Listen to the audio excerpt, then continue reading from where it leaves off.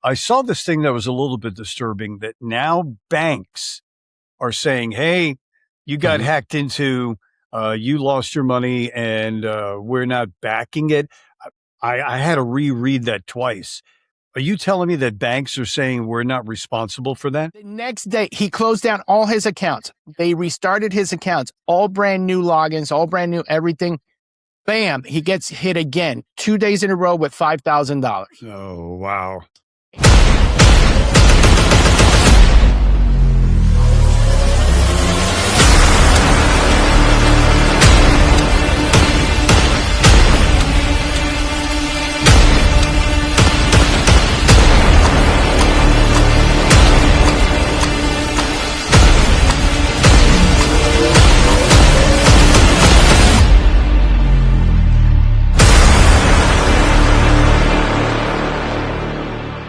Okay, here we go with another episode of Two Guys I'm Just Saying. Make sure that you subscribe, you like, and tell some friends about this new podcast. My buddy, longtime buddy, Diamond Boy Lewis, good morning, Tuesday at 9 a.m. Yes, sir. Mr. Al Bandiero. And remind you, all of you, thank you for joining us.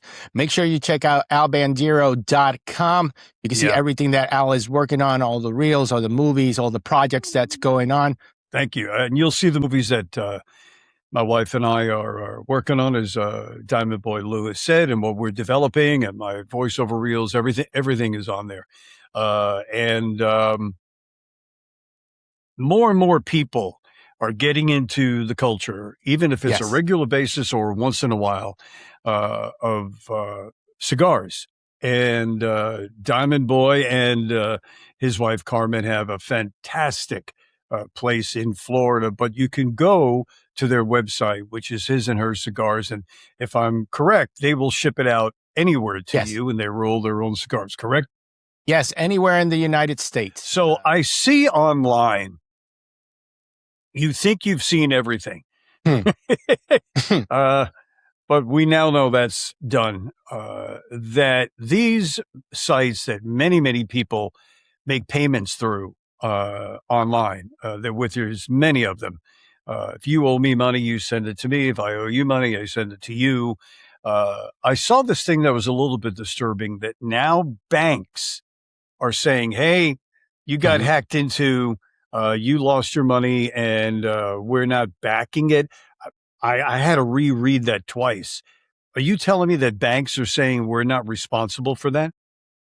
Yes. So we all use them, right? We all use these third-party apps to send money. Zelle being one of the biggest one, Venmo, the other ones. So what ended up happening by reading and doing a little bit of research, even though they're third parties, they're not completely in bed with the banks. So every time I pay a vendor, or I pay somebody specifically through Zelle, right? Because we got business-to-business accounts. It says, is this the correct person that you make sure that this is the correct person that you want to send the money to? And I've always found that a little bit, like, wow, they're being very redundant. I'm not understanding why. And now that the stories are coming out, I understand why. If you send the money to the incorrect person, the bank is not responsible to getting back your money. Now, if your money disappears from your account, even though you're using the third-party app through the bank, they're still not responsible for getting your money back. And So what you're saying is twofold. If you made a mistake, and is this the person, and you did send it to the wrong person, the bank doesn't cover it. That's number one. Correct. Number two, are you now saying that if you get hacked into for some reason, that the bank will not even cover your loss, even if it's not your fault? Correct. They say it's not their fault. You have to file a police report. We have a story with a video that explains what ended up happening to this gentleman who lost $9,000. And he was like, well, no, I'm not losing this money. And he pressed charges. And luckily, he was able to recover his money back. But I got a good friend who's a real estate agent. that he was through Citibank, and Citibank has been notorious for this happening to them, and Chase, which oddly enough is there are banks that we deal with as well. So it put us in high alert. His account got hacked into, but because the money was transferred out through Zelle, he had to file a police report, and his money hasn't been returned. Now, listen to this part. This was on a Tuesday. This ended up happening 2 weeks ago. He calls the bank and tells them, hey, this has just happened, blah, blah. I don't understand why this is happening. It wasn't me. So they tell him, come in, whatever. Now they got to start their internal investigation and the police investigation, right? Because it's a crime as well. The next day, he closed down all his accounts. They restarted his accounts, all brand new logins, all brand new everything. Bam, he gets hit again, 2 days in a row with $5,000. Oh, wow. And the bank said, you just got to file a police report. It's not our responsibility. So that's twice. The bank did not want to cover it. Correct. So he got obviously very upset. Now he's thinking I just opened my account. Nobody else knows about it. You guys. And I get hit again in less than 24 hours. Now I think it's an inside job. But because it went through Zelle, it's like if I handed you the money personally. Wow. So then the moral of the story is obviously, even if you think you're covered, you are not. That's the first thing. The second thing is, who do you go after the money? I mean, I'm sure this has happened millions of times. Who do you go after to recoup that money? That's the first part of the question. Second part of the question is, can you get all of it back? And the third part of the question is, or are you done? It's gone. Your money is gone. So let's go by order. So from what I understand and what he explained is, obviously you file a police report. It's a crime. It gets investigated. There's actually divisions in the police force and the FBI, and it depends how far up it goes up the chain. But there are divisions that are investigating that's going on. Unfortunately, because it's almost like a person-to-person transaction, if there is an arrest, then that person is responsible for returning the money to you. If there's an arrest. But we all know what that deal is. That's somebody in a basement somewhere sitting in their underwear trying to steal people's money online. Unfortunately, most of these hackers and stuff are overseas. So it looks like it's a very high percentage that none of them get their money back. So that's why when you're using these type of apps, they tell you, hey, make sure it's person to person. But there are circumstances that has been person to person. Like yesterday, people, my good friend here decided to text me from a number I've never heard in my life. Now, we're talking about this for the last week, and I'm like, oh, who's this crazy person that's texting me to see what number I see? So I never replied because obviously we're having a conversation in person. I just thought you were rude. That's all. But that's, wait, hold on. Truth be told, ladies and gentlemen, as you're watching this or you're listening to this anywhere in the world, Lewis and I have an opening that we address each other each and every time that we communicate with each other via text. And I'm not going to tell you what those two words are. He knows what they are. I start every text to Lewis exactly the same way, and so does he to me. So for him to tell you and want you to believe that he didn't know who this number was, I necessarily would not buy that. And I'm going to tell you why. The number I don't know because it's not in my contact. The number you didn't know, but when you read it. Yeah, but still. Hey. So you're guilty. We got two New Yorkers together. You think if the shoe was at the other foot, he would have been like, who's this psycho? I would have deleted it immediately. Who's this whack job? Even though I know it's you, I would have deleted it. So is this guy crazy sending me a text that I have no idea who it was? I was just testing out a different business number And he did not answer me. So No. something in the back of my head said, he's not going to answer this, even though he knows it's me by saying these 3 words that open it up. And anyway, but at the end of the day, yes, you're still taking a chance no matter who you're sending money to online, no matter who it is. So at the end of the day is that the company that you're sending the money via to the person on the receiving end, they don't want to give it back to you. They're not going to give it back to you. Correct me if I'm wrong. And then on top of that, the bank said, no, that's not our problem. So the bottom line is if everybody's exiting and you do this, there is a chance that your money is gone if it's not to the person. And even if it is to the right person. Yes. Wow. If they don't want to return it, they don't have to return it. This is how a little bit irresponsible this software or this third party app is. Let's say I'm sending you or paying you a bill, but I'm off by 1 number.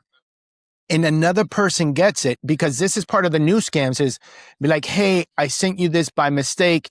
Can you please return me the money? Right? So if I send it to the wrong person, they don't have to return because I pressed that button that said, I'm sure this is the person. But what's happening in the scams is that you'll get a text saying, hey, I just Zelled you $300. I'm sorry, you're not the person. Can you please send it back to me? So what they're advising is, instead of you just sending money back, just call your bank and be like, hey, did my bank account just get hit with X amount of money? If it did, what is the channels that I have to go to return it so my bank account doesn't get compromised?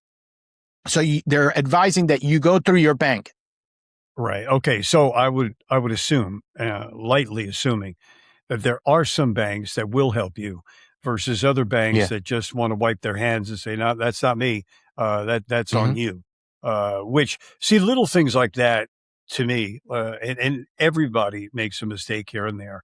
But if you do go through proper and everything was correct, everything is right, in my mind, is that if everything was okay and you just got hacked and your bank's not going to help you out, maybe at the end of the day, you might want to look for another bank.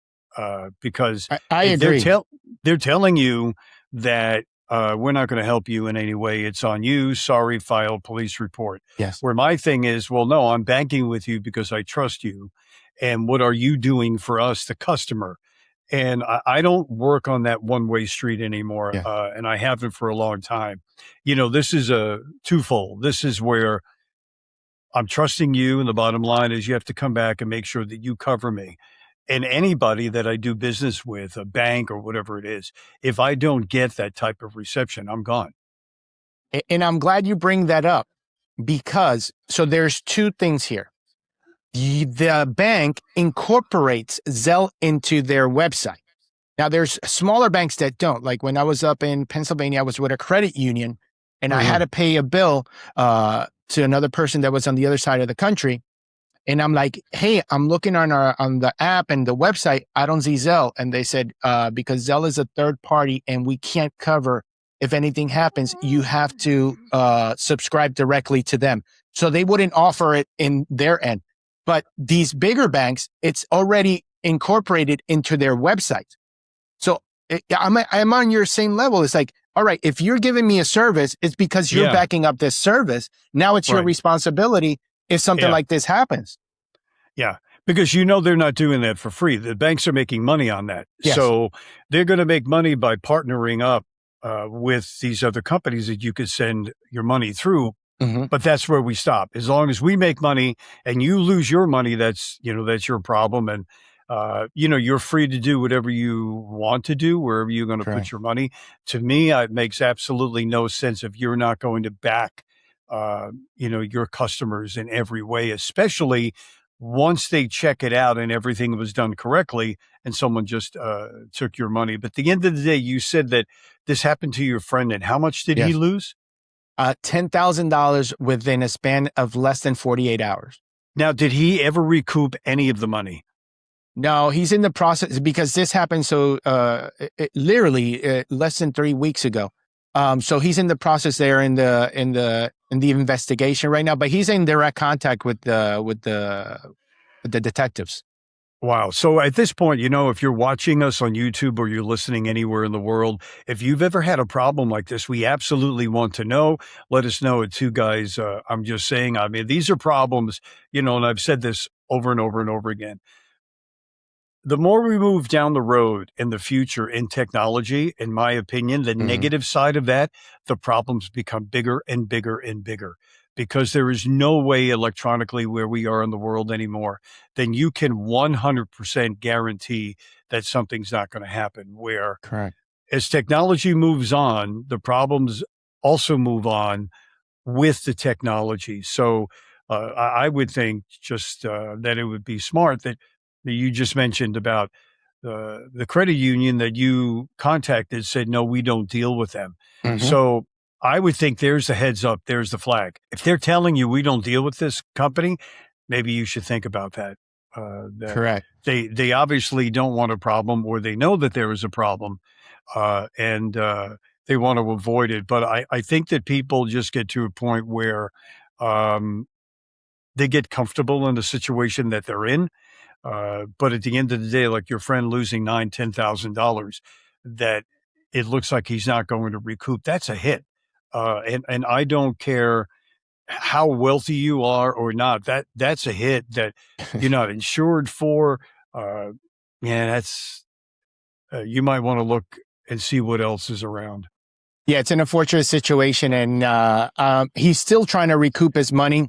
And we've had a couple of conversations, but there is a saving grace in all of this. There are some banks that are getting out of the whole Zelle situation, and they're offering a service that's called person-to-person payments.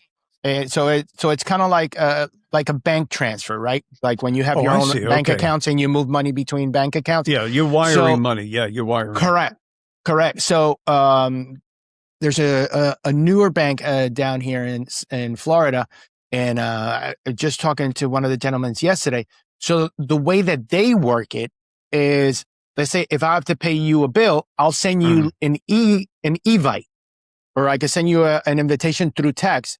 And once you accept it, then the transfer goes through, because now it's person to person. I make sure that you're the correct person. So once you hit accept, so let's say if I sent it to the wrong number and then they hit accept, I'm going to get an alert, and then I'll be like, oh no, this is not the person I'm supposed to. So it's kind of like an extra layer of security. Yeah, I like that. I prefer that, because now you are getting an approval from the person directly.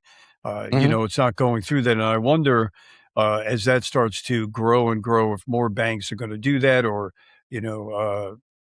other places that you have to put money through, a credit union, whatever it may be. That's actually something, because then you eliminate someone or questionnaire saying, is this the right number? Is this the right person? Where you're hearing it back from that person saying, yeah, it's me. Yeah, send it through. That's actually great. Yeah. So it's an extra layer of protection, but in case there is fraud that happens, now the bank has control of it, and they back up their own system. So I thought that was fantastic. Yeah, that's fantastic. And, if other banks are listening to this podcast or watching it, yeah, maybe you should bring this up to the powers that be. I think more people would be a little more comfortable in doing that way. We are Two Guys. I'm just saying, we're on every Tuesday at 9 a.m. on major platforms. Pass it along. We're growing. And it's just a couple of guys who know each other for a long time, just talking about issues that everybody faces, every single day. And feel free to go on our websites in the cigar business. Louis and his wife, Carmen, his and her cigars, they will ship anywhere in the country. And feel free to go on my website, Bandiero.com, to see the movies that my wife and I are developing, and my voice reels and everything is on there. Again, be careful where you're wiring money through online today, and we'll see you again.